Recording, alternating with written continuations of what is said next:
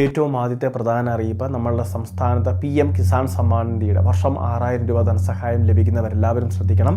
പ്രത്യേകിച്ച് നമുക്ക് ഈ സമയത്ത് ചെയ്യാൻ പറഞ്ഞിട്ടുള്ള അഗ്രി സ്റ്റാക്ക് ഫാർമേഴ്സ് രജിസ്ട്രി, ഇതിൽ രജിസ്റ്റർ ചെയ്ത ID ജനറേറ്റ് ചെയ്യുന്ന കാര്യം എല്ലാ കർഷകരും ശ്രദ്ധിക്കേണ്ടതാണ്. നിലവിൽ ജനറേറ്റ് ചെയ്തവർക്ക് ഇനി തടസ്സം കൂടാതെ ആനുകൂല്യം എത്തിച്ചേരും. അതുമാത്രമല്ല, ഇനി ചെയ്യാനുള്ളവർ എത്രയും വേഗം ചെയ്യുന്നതിന് വേണ്ടി ശ്രദ്ധിക്കുക. ജൂലൈ മാസം 31-ാം തീയതിയോടെ ഇത് ചെയ്യുന്നതിനുള്ള സമയപരിധി അവസാനിക്കുകയും ചെയ്യുകയാണ്. അതുകൊണ്ട് തന്നെ ഈ വേരിഫിക്കേഷൻ പൂർത്തിയാക്കാത്തവരുണ്ടെങ്കിൽ നമ്മളുടെ സ്ഥലത്തിൻ്റെ കരമടച്ച രസീതിൻ്റെ പകർപ്പ്, ആധാർ കാർഡ്, ആധാറുമായിട്ട് ലിങ്ക് ചെയ്തിട്ടുള്ള നമ്മളുടെ മൊബൈൽ നമ്പർ, ഇത്തരം രേഖകളുമായിട്ട് വേണം നമ്മൾ അക്ഷയ കേന്ദ്രങ്ങളിലോ കോമൺ സർവീസ് സെൻ്ററുകളിലോ മറ്റ് ജനസേവാ കേന്ദ്രങ്ങളിലോ ഇതെത്തി പൂർത്തീകരിക്കുന്നതിന്. OTP ഉൾപ്പെടെയുള്ള കാര്യങ്ങളുണ്ടാകും, അത് കൃത്യമായിട്ട് പറഞ്ഞു കൊടുക്കണം. അതുകൊണ്ട് തന്നെ ഗുണഭോക്താവ് നേരിട്ടെത്തിയില്ല എങ്കിലും വീട്ടിൽ നിന്ന് മറ്റാരെങ്കിലും എത്തി ഇത് പൂർത്തീകരിക്കാൻ സാധിക്കുന്നതേ ഉള്ളൂ. അപ്പോൾ ഈ കാര്യങ്ങൾ ചെയ്യുന്നതിന് വേണ്ടി ശ്രദ്ധിക്കുക. കിസാൻ സമ്മാൻ നിധിയുടെ ധനസഹായം മുടങ്ങാതെ ലഭിക്കുന്നതിന് വേണ്ടി കേന്ദ്ര നിർദ്ദേശപ്രകാരം എല്ലാ സംസ്ഥാനങ്ങളും ഇങ്ങനെ ഈ ഒരു വേരിഫിക്കേഷൻ ചെയ്തുകൊണ്ടിരിക്കുകയാണ്.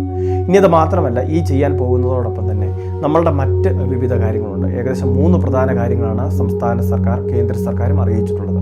അത് ഏറ്റവും പ്രധാനപ്പെട്ട കിസാൻ സമ്മാൻ നിധിയുടെ പുതുക്കൽ പ്രക്രിയയായിട്ടുള്ള ഇലക്ട്രോണിക് KYC, അതിൻ്റെ സ്റ്റാറ്റസ് ആക്റ്റീവ് ആണോ എന്ന് പരിശോധിക്കണം. ഇനി അതോടൊപ്പം തന്നെ ലാൻഡ് സീഡിങ്, നമ്മുടെ കൃഷിഭൂമിയുടെ വേരിഫിക്കേഷൻ ഉൾപ്പെടെയുള്ള കാര്യങ്ങൾ, അതും കൃത്യമാണോ എന്ന് പരിശോധിക്കുക. ഇനി ഏറ്റവും ഒടുവിലായിട്ട് Aadhaar bank account seeding status കൂടി ഒന്ന് പരിശോധിക്കുക. മറ്റ് പ്രശ്നങ്ങളൊന്നുമില്ല എങ്കിൽ വീണ്ടും നമുക്ക് ധനസഹായം ലഭിക്കുന്നതായിരിക്കും. രണ്ടാമത്തെ മറ്റൊരു പ്രധാനപ്പെട്ട അറിയിപ്പ്, നമ്മളുടെ സംസ്ഥാനത്ത് ഭവന നിർമ്മാണ ബോർഡിൻ്റെ ഗൃഹശ്രീ എന്ന് പറയുന്ന പാർപ്പിട നിർമ്മാണ പദ്ധതിയുണ്ട്.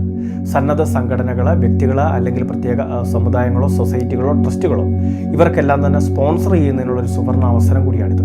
വിവിധ സംഘടനകൾക്ക് ഈ രീതിയിൽ ഈ ഗൃഹശ്രീ എന്ന് പറയുന്ന പദ്ധതിയിലൂടെ വീട് പണിയാൻ ആഗ്രഹിക്കുന്നവർക്ക് വേണ്ടി സ്പോൺസർ ചെയ്യുന്നതിന് വേണ്ടി സാധിക്കും. അതുമാത്രമല്ല, അവർ തന്നെ ഗുണഭോക്താക്കളെ നിർദ്ദേശിക്കുകയും വേണം, അല്ലെങ്കിൽ ഗുണഭോക്താക്കളെ അവർക്ക് തന്നെ കണ്ടെത്തി അത് സജസ്റ്റ് ചെയ്യാം. എങ്കിലും പ്രത്യേകം ശ്രദ്ധിക്കുക, സ്പോൺസറിൻ്റെ വിഹിതം 1 ലക്ഷം രൂപ മതി. അവർ കണ്ടെത്തുന്ന ഗുണഭോക്താവിനും 1 ലക്ഷം രൂപ എടുക്കാനുണ്ടായിരിക്കണം. അതായത് സ്പോൺസറുടെ വിഹിതം 1 ലക്ഷം, അതോടൊപ്പം തന്നെ ഗുണഭോക്തൃ വിഹിതം 1 ലക്ഷം. ഇത് രണ്ടും നിശ്ചിത ദിവസത്തിൽ, അത് ഭവന നിർമ്മാണ ബോർഡ് പറയുന്നതനുസരിച്ച് കരാറിലേർപ്പെട്ട് ബന്ധപ്പെട്ട ആപ്ലിക്കേഷൻ എല്ലാം പൂർത്തിയാക്കിയ ശേഷം പറയുന്ന ഒരു നിശ്ചിത അക്കൗണ്ടിലേക്ക് അത് നിക്ഷേപിക്കുകയും വേണം. ഓരോ 1 ലക്ഷം രൂപ വീതം ഇരുവരെ നിക്ഷേപിച്ച ശേഷമാണ് സംസ്ഥാന സർക്കാരിൻ്റെ അല്ലെങ്കിൽ ഭവന നിർമ്മാണ ബോർഡിൻ്റെ സബ്സിഡി ആയിട്ടുള്ള 3 ലക്ഷം രൂപ കൂടി റിലീസ് ചെയ്യുക. അതിനുശേഷം ഇത് ഗഡുക്കളായിട്ട് നമുക്ക് തിരികെ തരുന്ന രീതിയാണ്. നമ്മൾ നിക്ഷേപിച്ചിട്ടുള്ള 2 ലക്ഷവും അതോടൊപ്പം തന്നെ സബ്സിഡി 3 ലക്ഷവും അത് പല ഗഡുക്കളായിട്ടായിരിക്കും നമുക്ക് തിരികെ ലഭിക്കുക. അതുമാത്രമല്ല, ഏകദേശം 900 സ്ക്വയർ ഫീറ്റ് അടുത്ത് വിസ്തീർണമുള്ള വീട് പണിയുന്നതിനുള്ള സാമ്പത്തിക സഹായമാണ് ഈ രീതിയിൽ നമുക്ക് ലഭിക്കുന്നത്. അതുമാത്രമല്ല, സംസ്ഥാനത്തുടനീളം ഇതിൻ്റെ അപേക്ഷകൾ സ്വീകരിക്കുന്നുണ്ട്, നടപ്പിലാക്കുന്നുണ്ട്. അപേക്ഷ വയ്ക്കാൻ താല്പര്യമുള്ളവർ ഈ വിവരം തീർച്ചയായിട്ടും ശ്രദ്ധിക്കുക.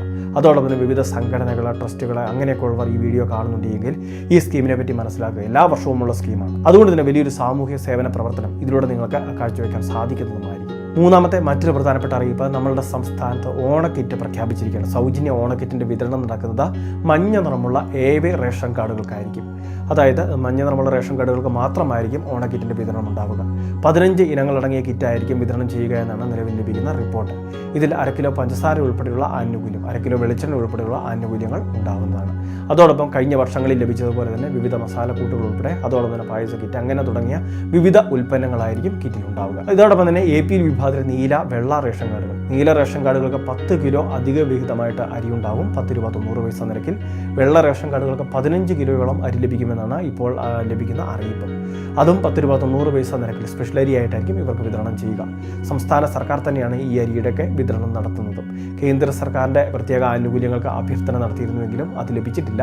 അതുകൊണ്ട് തന്നെയാണ് സംസ്ഥാന സർക്കാർ മുൻകൈ എടുത്ത് ഓണക്കാലത്ത് കൂടുതൽ ഭക്ഷ്യധാന്യങ്ങൾ വിതരണം ചെയ്യുന്നത്. വളരെ പ്രധാനപ്പെട്ട കുറച്ച് ഇൻഫർമേഷനാണ് വീഡിയോ വഴി ഷെയർ ചെയ്തത്. ഇതുപോലെ വിവിധ അറിയിപ്പുകൾക്ക് ചാനൽ സബ്സ്ക്രൈബ് ചെയ്യുക, ഫോളോ ചെയ്യുക.